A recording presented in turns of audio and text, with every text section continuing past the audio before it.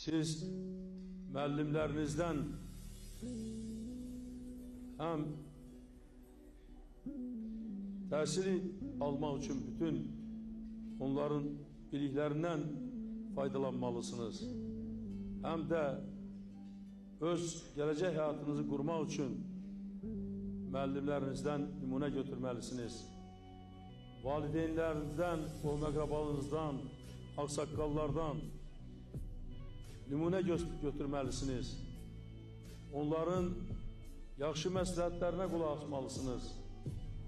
Böyüklərə hörmət eləməlisiniz. Böyüklərin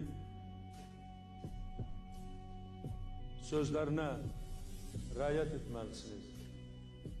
Azərbaycanda gözəl bir milli ənənə var. Böyüyə hörmət, ağsaqqala hörmət, atıya hörmət, anaya hörmət. Bu bizim xalqımızın çox gözəl xüsusiyyətlərindən biridir.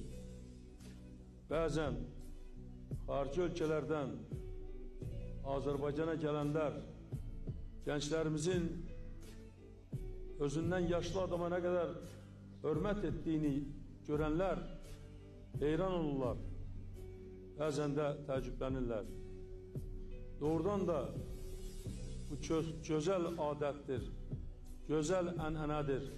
Xalqımızın yüksək mənəviyyətini nümayiş etdirən bir xüsusiyyətdir. Arzu edərdim ki, siz xalqımızın bu adət ənənəsini qavrayasınız, özünüzdə əks etdirəsiniz, bu adət ənənəyə riayət edəsiniz. Bu sizin üçün bütün gələcək həyatınızda həmişə kompas kimi düz yol göstərəcəkdir. Sizi hər bir xatadan, baladan, hər bir mənfi yoldan çəkindirəcəkdir.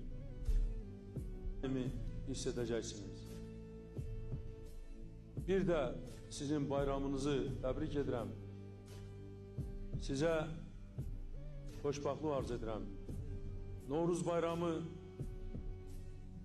insanlara sevinç gətirir, təbiəti oyandırır, şadlandırır. Bahar həmişə hər bir insanın əhval-ruhiyyəsini yüksəldir. Azərbaycana bahar gəlibdir, Novruz gəlibdir, sevinç gəlibdir. Mən arzu edirəm ki, siz daimi bu sevincin içində yaşayasınız, sevincin içində oxuyasınız, təhsil alasınız, böyüyəsiniz. Əziz balalarım, mən sizin hər birinizi, hamınızı qucaqlayıram, bağrıma basıram, öpürəm və sizə xoşbaxtlıq, saadət arzulayıram. Bayramınız mübarək olsun, xoşbaxt olun, şənlənin, oxuyun, oynayın.